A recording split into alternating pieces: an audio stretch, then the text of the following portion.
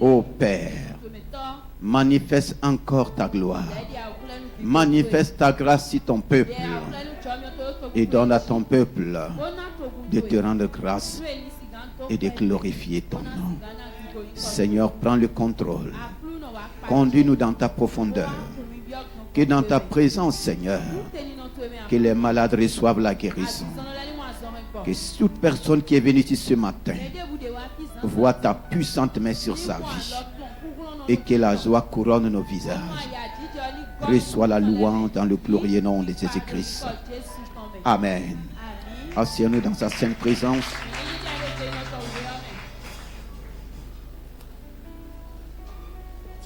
Comment mettre en pratique la parole de Dieu que j'ai reçue? C'est le thème que le Seigneur nous donne ce matin. Comment mettre en pratique la parole que Dieu m'a donnée? Nous sommes dans le mois de la pratique. L'Église conquérante dans la pratique de Matthieu 28 et de Marc 16. C'est pour dire que le Seigneur nous demande à marcher dans la pratique. La pratique de ce qu'il m'a donné, la pratique de ce qu'il m'a enseigné, la pratique de sa parole. Dans le psaume 119, le verset 57, c'est un pratiquant de la parole de Dieu qui nous parle sous l'inspiration du Saint-Esprit. Je le dis, ma part, ô Éternel, la part qui me revient, Seigneur, c'est d'appliquer ce que tu m'as dit. Ma part, ô Seigneur, ma part, ô Éternel, c'est d'appliquer ce que tu m'as dit. Alléluia. Lui second dit, ma part, ô Éternel, c'est de garder tes paroles. Garder tes paroles. La part de Dieu, c'est de me donner sa parole. Ce n'est pas l'homme qui a inventé la parole. C'est Dieu qui est l'auteur de la parole. Et Dieu lui-même est la parole. Et David a compris, quand Dieu parle, quand Dieu te dit quelque chose, ta responsabilité, ma responsabilité, c'est d'appliquer, c'est de pratiquer. Une parole de Dieu qui n'est pas mise en application, une parole de Dieu qui n'est pas mise en pratique, n'a aucun effet dans ma vie. C'est pourquoi Jésus-Christ lui-même dit, dans Matthieu 7, le verset 24, 34, voici, si quelqu'un entend ma parole et met en pratique. Matthieu 7, je crois que c'est le verset 24. Matthieu 7, verset 24. C'est pourquoi quiconque entend ces paroles que je dis et les met en pratique sera semblable à un homme prudent qui a bâti sa maison sur le roc. Continue. La pluie est tombée, les torrents sont venus. La pluie est tombée, les torrents sont venus, les vents ont soufflé et se sont jetés contre cette maison. Elle n'est point tombée. Elle n'est point tombée. Voici ce que le Seigneur Jésus-Christ dit par rapport à toi et à moi. Dieu ne s'adresse pas à quelqu'un qui n'a pas entendu sa parole. Et Dieu n'en veut à personne qui n'a pas entendu sa parole. Si tu n'as pas entendu la parole de Dieu, tu n'as pas de problème avec Dieu. Mais Dieu dit, quiconque entend mes paroles et les met en pratique. Pratiquer la parole de Dieu, c'est bâtir ma vie. Pourvu que je la mets en pratique. Écouter et mettre en en pratique. Les deux vont ensemble. Si j'écoute et je mets en pratique, ma vie est semblable à un homme sage. Donc Dieu voit sa sagesse en toi et en moi, pas parce que j'écoute sa parole, mais parce que j'écoute et je mets en pratique. Il te regarde comme un homme, une femme sage qui a décidé de bâtir sa maison.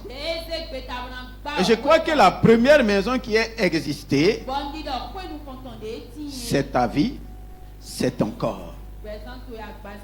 Dieu dit que lui, sa maison, c'est toi, c'est moi. Et Dieu désire habiter en toi. Il désire habiter en moi. C'est lui qui entend ma parole et la met en pratique. Est semblable à un homme sage, un homme prudent qui a pris le temps, qui a pris tous les soins de bâtir sa maison sur le roc. Il dit que les vents vont souffler, les torrents vont venir, les tempêtes vont venir, et il précise contre cette maison. Il y aura toujours des choses qui vont s'élever contre ta maison. Il n'y a aucune prière qui peut te faire éviter cela. La seule chose que je dois faire, Dieu m'a donné sa parole. Et il me dit de mettre en pratique. Et si le peuple de Dieu reçoit la parole de Dieu et ne met pas en pratique, le problème n'est pas du côté de Dieu, mais c'est à notre côté. Et quand Dieu parle d'incrédulité, l'incrédulité, ce n'est pas ceux qui n'entendent pas la parole de Dieu, mais c'est ceux qui entendent et ne pratiquent pas. Et Dieu a souffert avec son peuple depuis le commencement. Si Dieu regarde son peuple, est-ce que le peuple de Dieu pratique la parole de Dieu, ou bien nous écoutons seulement et nous ne nous mettons pas en pratique? La pratique de la parole de Dieu me garantit la protection de Dieu, ça me garantit la victoire contre tout ce qui s'élève dans ma vie. Mais si je ne mets pas en pratique, il dit que je suis semblable à un homme qui a bâti sa maison sur le sable. Il a écouté, mais il a décidé de ne pas mettre en pratique. En vérité, qu'est-ce que ça veut dire? Un homme qui va bâtir sa maison sur le sable. Nous avons le sable ici. Donc nous sommes les plus avisés par rapport à cette parole.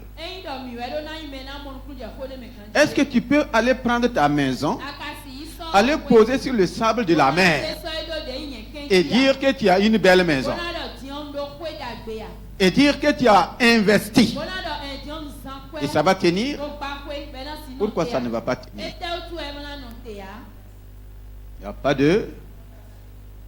Demande à ton voisin, est-ce que ta vie a une bonne fondation?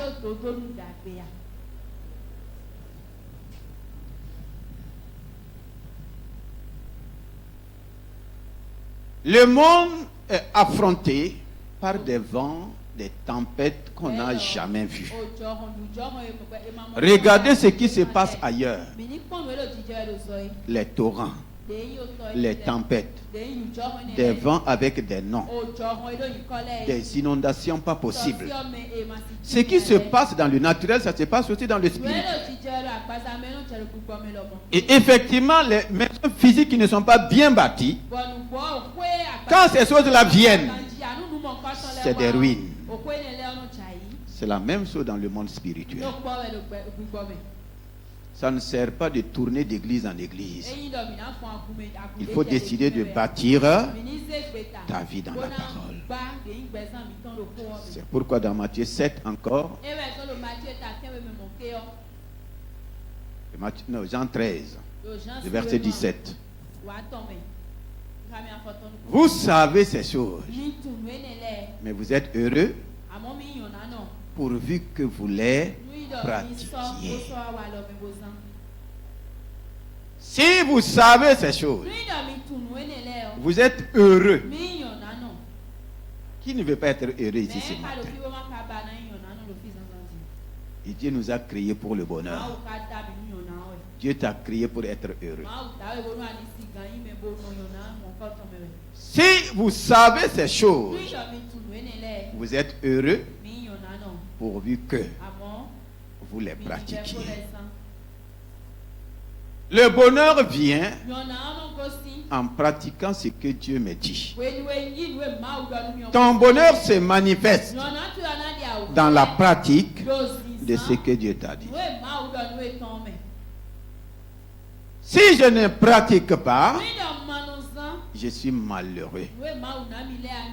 Et le malheur n'est pas mon partage. Le malheur n'est pas ton partage. Est-ce que nous allons faire l'effort, par l'aide du Saint-Esprit qui est venu à nous, de marcher dans la pratique de la parole de Dieu? Cette parole que nous recevons chaque semaine. Aujourd'hui, la parole de Dieu est répandue partout, par tous les moyens.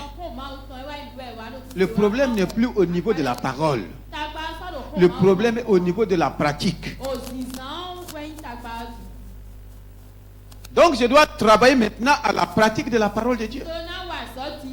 Sinon, je ne suis pas heureux. Et si tu es malheureux, ce n'est pas la volonté de Dieu. Malheureux, ça veut dire quoi? Ça veut dire n'est pas béni. Malheureux, ça veut dire quoi? Mais c'est vrai. Acclamez le Seigneur.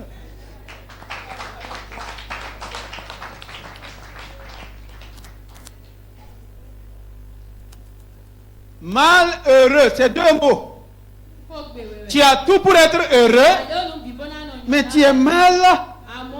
Il y a heureux, mais il y a un mal. Tu es mal dans ton heureux. Nous avons tout pour être heureux. Mais le fait qu'on ne pratique pas, on est quoi? Ce n'est pas le diable qui nous rend malheureux. Dis à ton voisin, c'est toi qui dois rendre le diable malheureux. Et le seul moyen, c'est de mettre en pratique la parole de Dieu. Pourquoi Adam et Ève ont été rendus malheureux? Parce qu'ils n'ont pas pratiqué ce que Dieu les a dit. Au lieu de rendre le diable malheureux, le diable est venu les rendre malheureux. Demande à ton voisin, est-ce que le diable ne te rend pas malheureux chaque jour?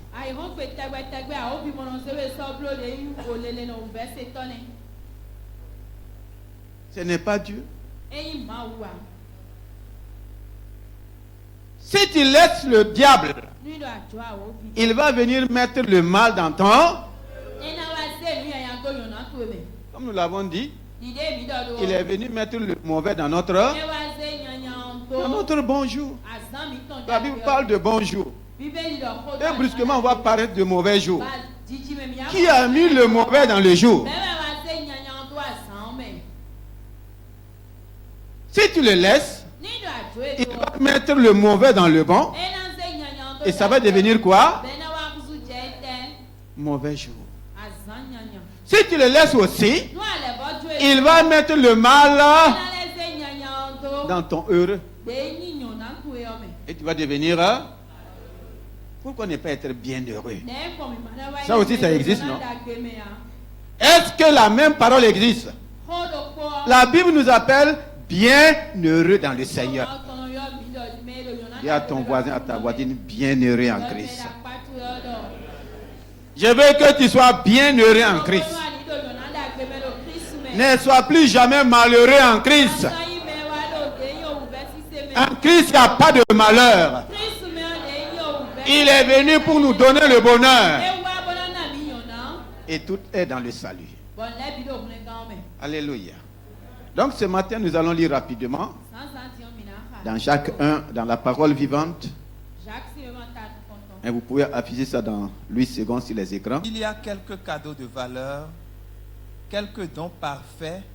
Il nous vient d'en haut, du Père, du Créateur de tout ce qui est lumineux.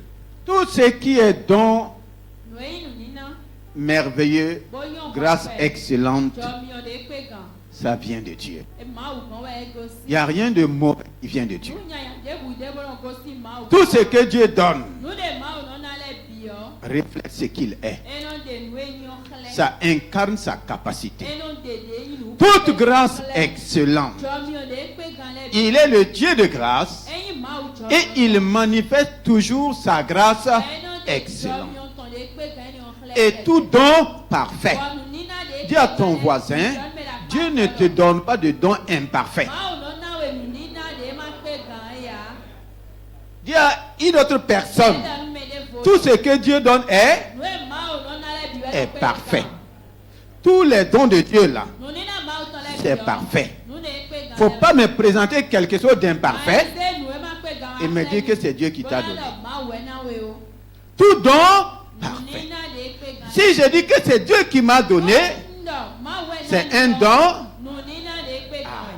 La femme que Dieu t'a donnée là, c'est quoi? Elle est quoi? Elle est un don. Alléluia. Ça a été le verset de ma carte de mariage. Toute grâce excellente. Et tout don parfait. Je te pose la question. Tout ce que tu as là, qui t'a donné?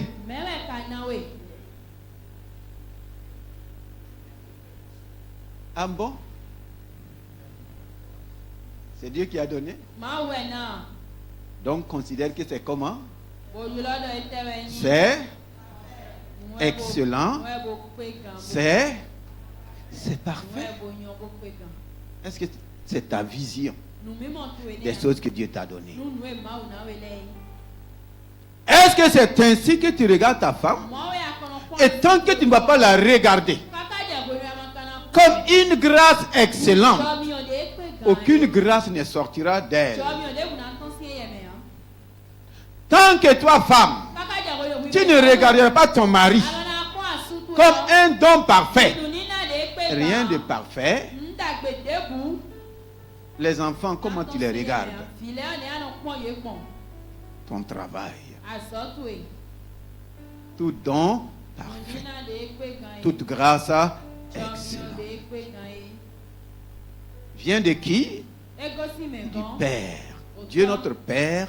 C'est pourquoi Jésus dit, vous êtes des hommes aussi méchants comme vous l'êtes. Vous savez donner de bonnes choses. Et moi Dieu. Et moi Dieu. Et si nous sommes peuple de Dieu, enfants de Dieu, nous devons accepter, réclamer les choses parfaites, les choses excellentes qui viennent de Dieu notre Père. Pourquoi ce n'est pas ainsi? La suite de la parole va nous révéler.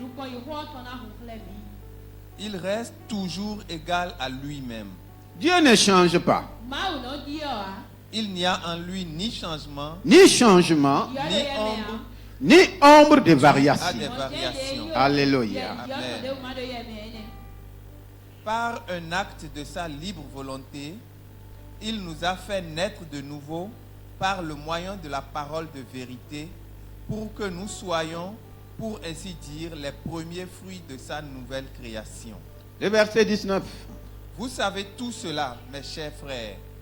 Ainsi, que chacun de vous soit toujours prêt à écouter, mais qu'il ne se hâte pas de parler ni de se mettre en colère. Nous continuons. Car ce n'est pas en se mettant en colère qu'un homme accomplit ce qui est juste aux yeux de Dieu. Débarrassez-vous donc de tout ce qui salit et de tout ce qui reste en vous de méchanceté. Accueillez dans un esprit humble et docile la parole implantée en vous, car elle a le pouvoir de vous conduire au salut. Les versets 22 et 23. Seulement, ne vous bornez pas à l'écouter. Traduisez-la en actes, sans quoi vous risquez de vous faire illusion sur vous-même. Seulement, ne vous bornez pas à l'écouter. Traduisez-la en actes. Ne te borne pas d'écouter. Je ne dois pas me borner d'écouter.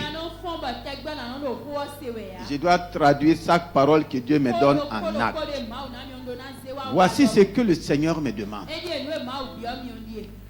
L'apôtre Jacques n'est pas en train de nous insulter.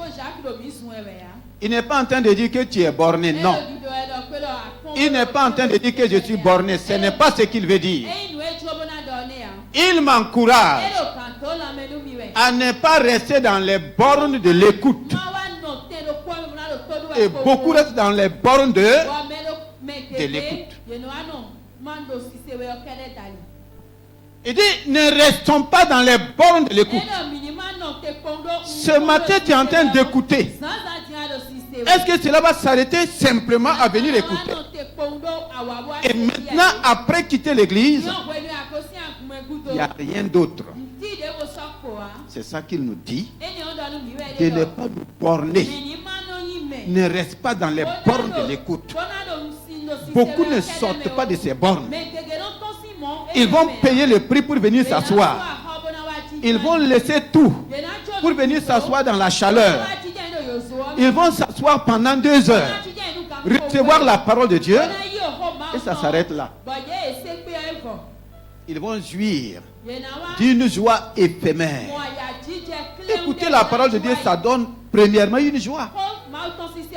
Ou bien, mais l'apôtre dit, de par leur expérience, ayant été avec Jésus-Christ physiquement, ayant été ses premiers disciples, ses premiers apôtres, ils ont compris des choses. Et ils nous enseignent aujourd'hui. La parole de Dieu que tu tiens dans ta main, que ça ne se limite pas seulement à l'écoute. Écouter, c'est très bien. Et Jésus lui-même dit, c'est lui qui écoute ma parole et qui met en pratique. Jacques, qui était un des disciples, nous dit aussi, ne vous bornez pas à écouter la parole de Dieu. Il faut la traduire en acte. Louis II dit, il faut la mettre en pratique. Il y a quelqu'un, on doit briser les bornes.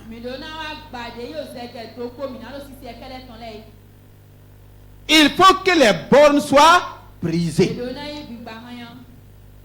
Et l'ennemi, effectivement, met des bornes à plusieurs personnes. Il ne va pas t'empêcher de venir entendre la parole de Dieu. Parce que si tu ne viens pas écouter, pour certaines personnes, s'ils ne viennent pas à l'église pendant quelque temps, leur conscience va commencer à faire quoi? À les gronder. Donc, pour satisfaire à leur conscience, ils vont venir s'asseoir, écouter. Mais quand ils se lèvent, ils restent dans les bornes de l'écoute. L'apôtre Jacques dit non. Si vous faites ainsi, vous demeurez des chrétiens malheureux. Cependant, ce n'est pas la parole du diable qu'on a écoutée. C'est la parole de Dieu.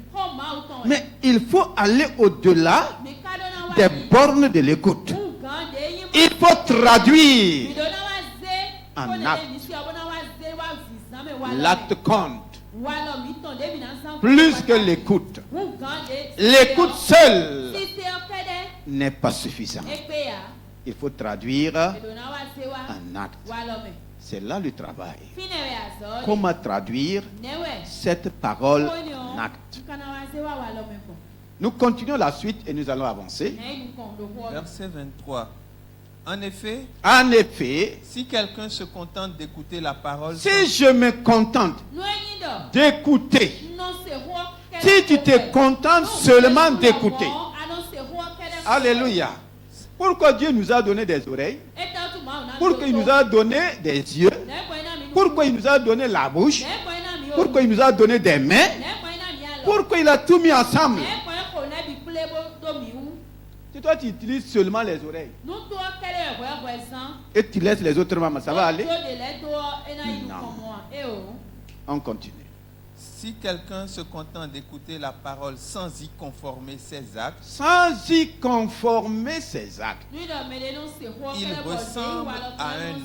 il ressemble à un homme qui observe son visage dans un miroir. À peine est-il parti qu'il a déjà oublié ce qu'il a vu. À peine il est parti. Qui a eu le temps de regarder son visage dans un miroir ce matin? Tu peux lever la main.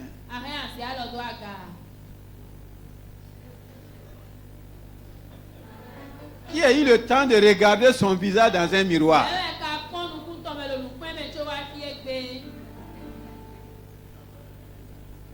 Souvent nous voyons ceux qui n'ont pas regardé leur visage dans le miroir à travers notre manière de prêcher. Tu veux que je t'explique? Moi, à travers la prédication, j'ai la sueur sur le visage. Mais toi qui n'as pas pris le temps de regarder ton visage, quand moi je fais comme ça, toi tu crois qu'il y a quelque chose? Toi aussi tu fais comment? Est-ce que ça t'arrive? Ça t'arrive, non?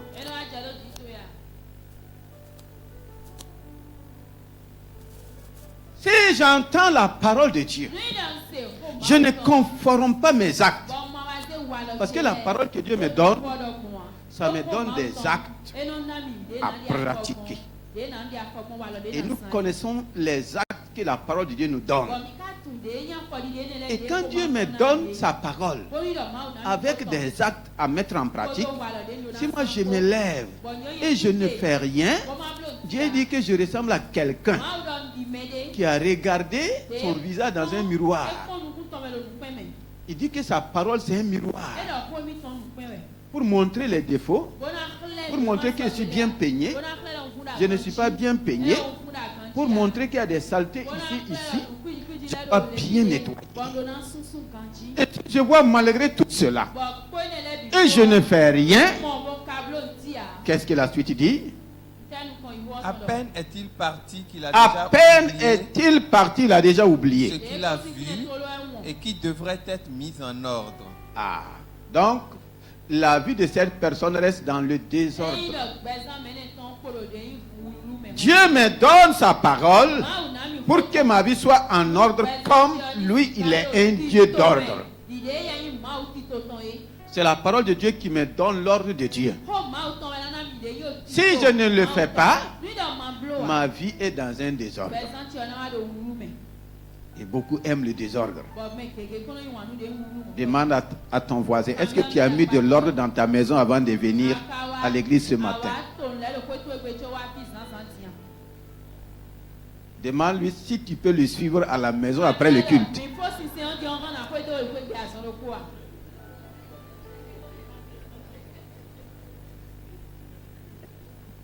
Est-ce qu'on peut te suivre à la maison après le culte?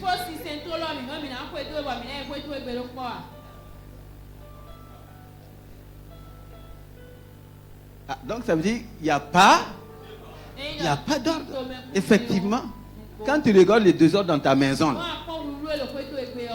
ta vie est pareille.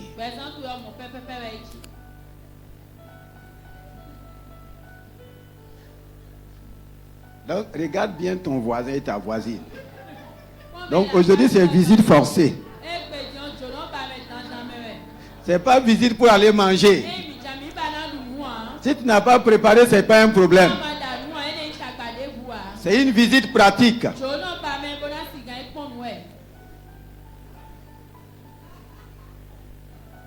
On peut aller librement chez toi sans trouver le désordre au salon. Acclame pour toi-même.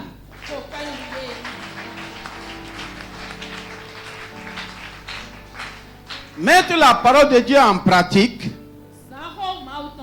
c'est rendre ma vie ordonnée selon Dieu.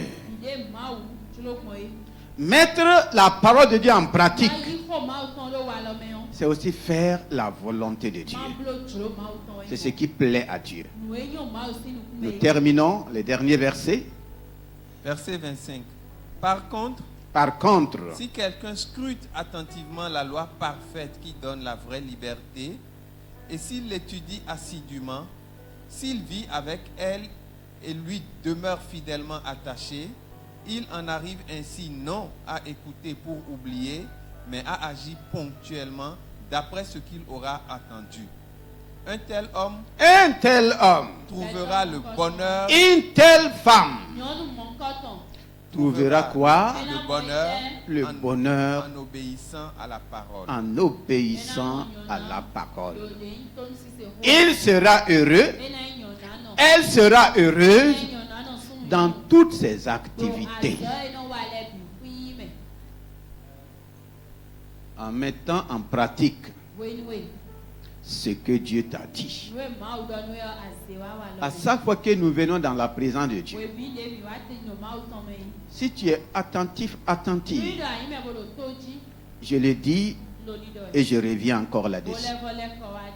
Si nous lisons dans le psaume 133, le roi David dit encore qu'il est doux, qu'il est agréable pour des frères, et moi je dis encore, et des sœurs, de demeurer ensemble. Voici ce verset qui ne m'a pas laissé indifférent. À chaque fois que je manque la communion des frères et des sœurs, j'ai manqué à quelque chose. Le verset suivant dit, c'est là, c'est comme l'huile précieuse qui, répandue sur la tête, descend sur la barbe et sur la barbe d'Aaron. Quand nous sommes ensemble devant Dieu, il y a une huile de grâce qui descend sur chacun de nous.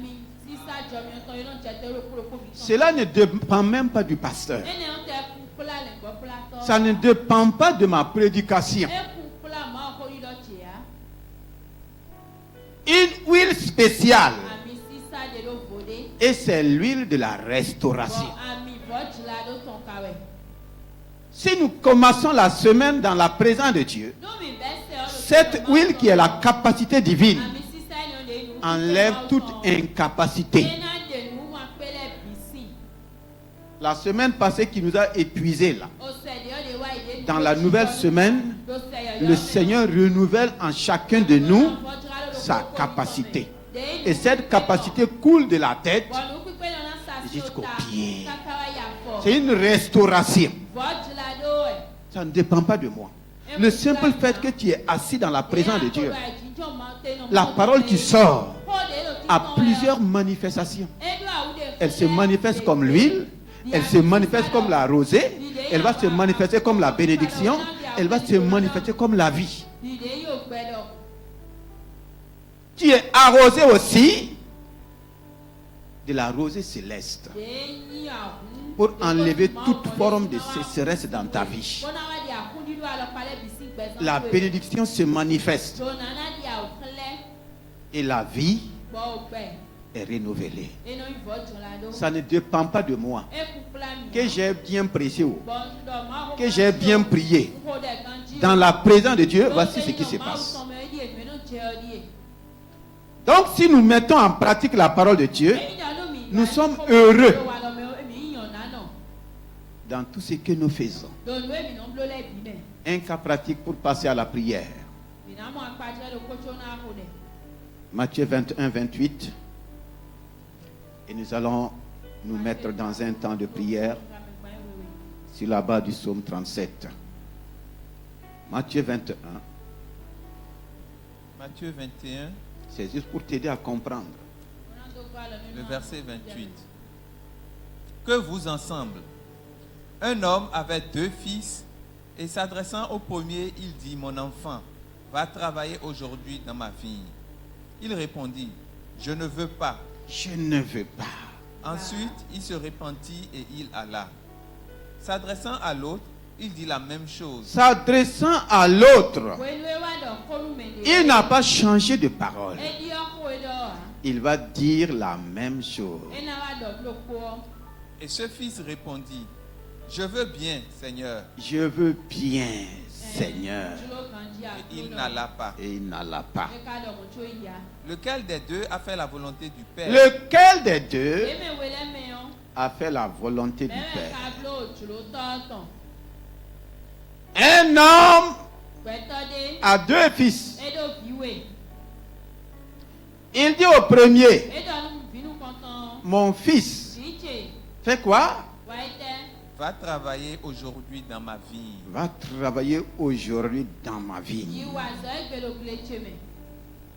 Et la Bible dit, toute la terre est la vigne du Seigneur.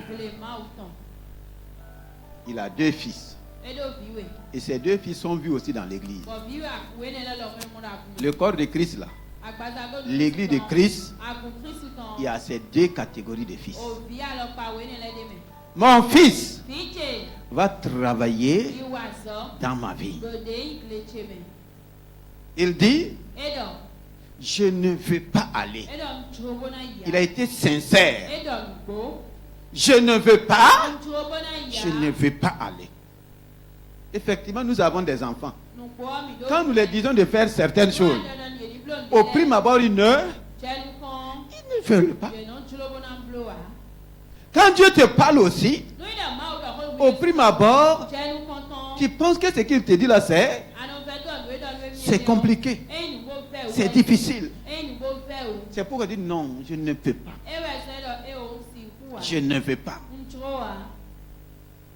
Mais, après, il s'est repenti. Se repenti là, ça veut dire quoi? Il s'est assis. Il a regardé ce que son père lui a dit d'aller faire. Est-ce qu'il peut vraiment le faire? Est-ce qu'il a la capacité de le faire? Et quand il s'est rendu compte qu'il pouvait le faire, et même s'il pensait qu'il ne pouvait pas, il s'est dit, je vais essayer. Et il est parti pour faire ce que son père lui a dit. Il est. Et quand Dieu te voit partir, c'est lui-même qui te donne la capacité. Jésus a dit, qui suis-je? Le plus petit et le plus pauvre. Et tu me dis d'aller. Le Seigneur dit, si tu es prêt à aller, moi-même, je suis là avec toi. Et c'est moi qui va vaincre les ennemis à travers toi. Dans ce que Dieu me demande de faire, il vient à moi avec sa capacité. Si je suis prêt, si le Seigneur me voit, si le Seigneur te voit engagé, il manifeste sa capacité. Il manifeste sa force. Il manifeste sa puissance. Il dit maintenant à l'autre la même chose. Dieu nous dit toujours les mêmes choses. Ce qu'il me dit de faire là, ce n'est pas plus que ce qu'il te demande de faire. La même parole est adressée à chaque enfant de Dieu. L'autre dit, je vais aller, Seigneur. Vous savez comment ça se manifeste au milieu de nous? Quand la parole de Dieu sort, qu'est-ce qu'on dit? Qu'est-ce qu'on dit? Plus fort. Amen. Ça veut dire quoi? Je vais,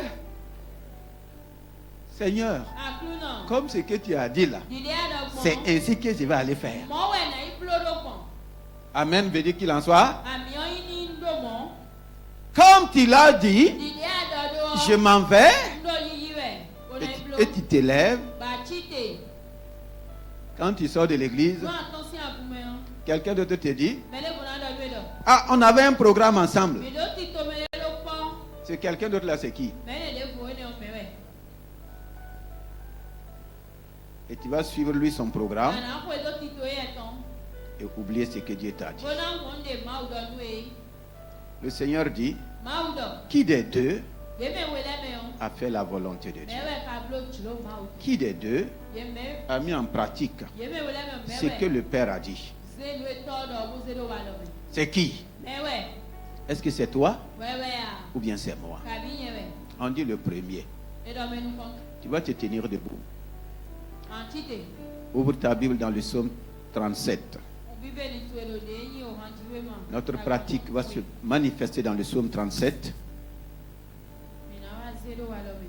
Le diacre va nous lire le psaume 37 à partir du verset 3 et le verset 7 et nous allons passer dans un temps de prière. Ben, on vous doit bien avoir bien, on va être en éveil. Le psaume 37 à partir du verset 3.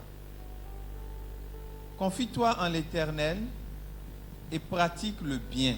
Fais confiance en l'Éternel Et tu dois m'envoyer où? et pratique ce qu'il te dit. Bon, bleu, nous, dans nous, Alléluia. Amen. Fais confiance et dit, en l'Éternel dois m'envoyer où? et pratique Bon sang, ce qu'il te dit. nous, dans nous, Si tu fais ainsi, je dans bleu, mon, qu'est-ce qui va se passer? là, ben, on va Aie le pays pour demeure et la fidélité pour pâture. Fais de l'Éternel tes délices et il te Fais de donnera, l'Éternel tes délices. il te donnera ce que ton cœur Il désire. va te donner ce que ton cœur désire. Ce matin, si je veux voir ce que mon cœur désire, c'est si je place ma confiance en lui. Veux-tu placer ta confiance en l'Éternel? Tu es venu ce matin avec des désirs. Sans doute. Je suis venu ce matin ici avec des désirs. Il dit, confie-toi en moi. Place en moi ta confiance. Pratique le bien.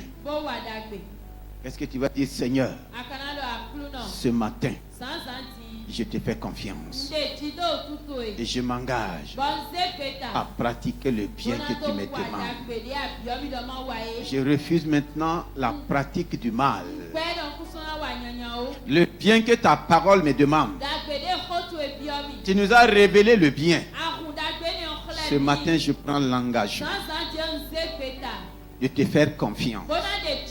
De faire confiance en ta parole. Et de marcher dans la pratique. On va se tenir debout. Commence à dire merci au Seigneur. Depuis longtemps, j'ai été un auditeur. J'ai tellement écouté. J'ai tellement entendu. Mais peu de pratique.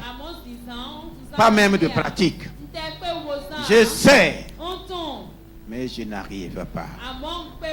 Ce matin, Seigneur, je saisis l'occasion que tu me donnes. Comme ce premier fils qui a dit, je ne veux pas. Je ne peux pas. Mais qui s'est repenti. Tu vas passer par un temps de repentance. Repentance ici, ce n'est pas seulement confesser tes péchés. Tu n'as pas besoin de te mettre à genoux. Non. Je veux que tu sois conscient seulement. Nous devrons être conscients que nous avons tellement écouté. Regardez les messages même depuis le mois de janvier. Où est la pratique dans ma vie? Où est la pratique dans ta vie? Dis, Seigneur, j'ai tellement écouté.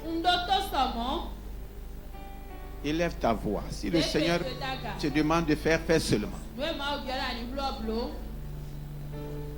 La parole de Dieu demande ma réponse.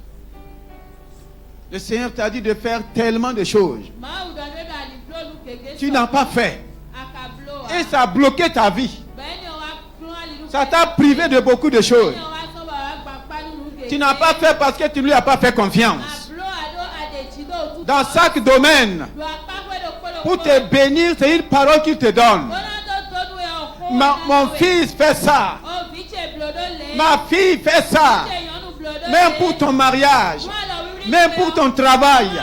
Il y a des choses simples. Ça paraît simple. Mon fils fait ça. Toi, tu es rentré dans des raisonnements. Tu n'as pas fait. Tu as passé à côté. Ma fille, veux-tu te marier? Ne fais pas ça. Arrête l'impureté dans ta vie. Arrête la prostitution dans ta vie. Tu sais que le Seigneur t'a parlé. À chaque fois que tu agis mal, il te parle dans ta conscience. Le bien qu'il te dit de faire, garde-toi pour moi. Je vous demande d'élever la voix. Tu sais ce qui te touche personnel. Je sais ce qui me touche personnel. J'ai échoué parce que j'ai refusé de faire ce que Dieu a dit. Je suis passé à côté de mon opportunité parce que je n'ai pas fait ce que Dieu m'a dit. Je n'ai pas mis en pratique. Il faut que tu reconnaisses cela. Ma vie est en retard parce que je n'ai pas fait ce que Dieu m'a dit.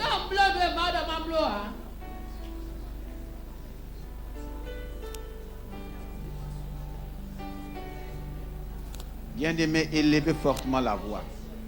Personne ne t'écoute, c'est Dieu qui t'écoute. Moi, je ne t'écoute pas. C'est Dieu qui t'entend.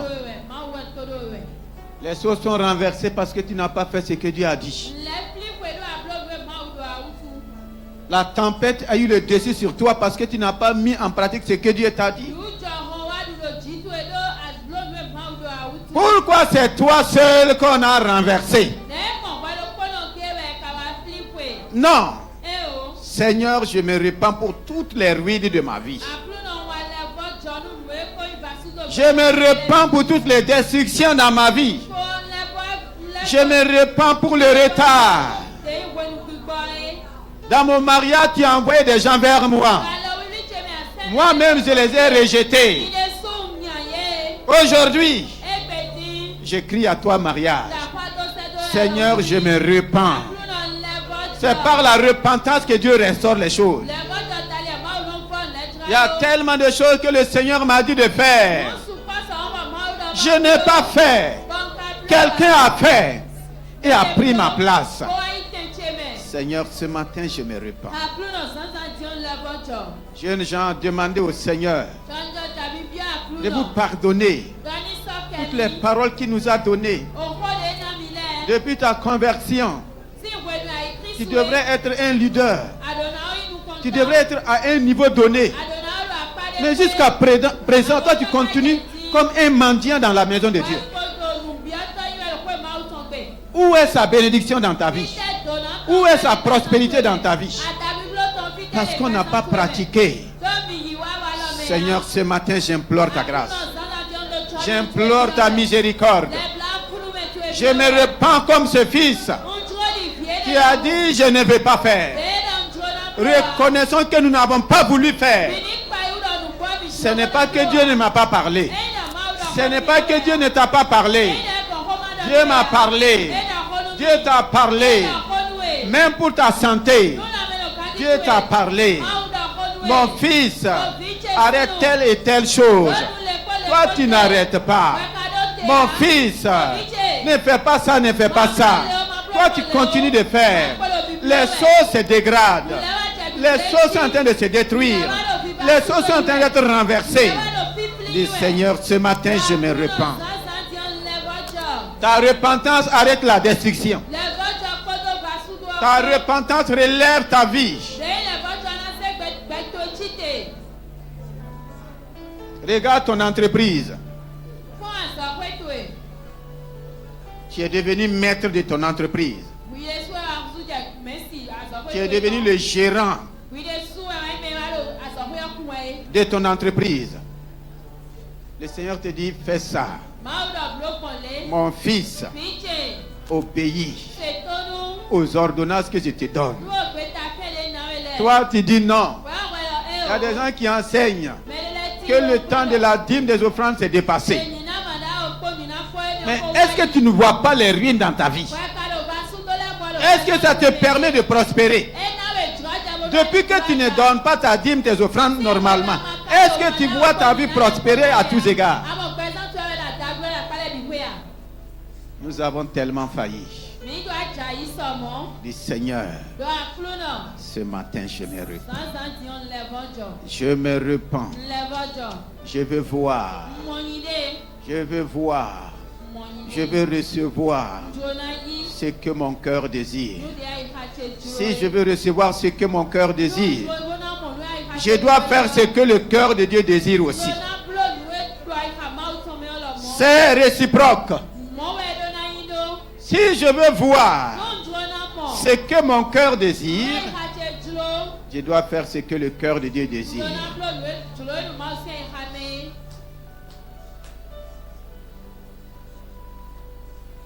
Ta prière n'est pas limitée à ma voix, je t'en supplie. Depuis 3 heures du matin, moi je n'ai fait que prier. Et je suis là encore. J'ai prié sur la base de cette parole. Si tu as l'occasion de prier, continue. Ne sors pas encore vide. Quand Dieu parle, il veut que nous mettons en pratique. Il veut te voir dans l'acte. Ne dis pas que tu as déjà fini. Non, il y a tellement de choses.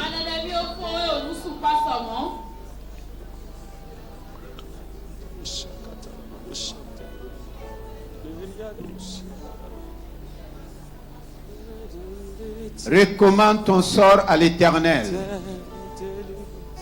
Mets en lui ta confiance et il agira. Après ce temps de repentance, dis Seigneur, je te recommande mon sort. Je mets en toi ma confiance. Agis en ma faveur. Je te recommande le sort de ma famille. Je te recommande mon sort financier. Je te recommande. Je mets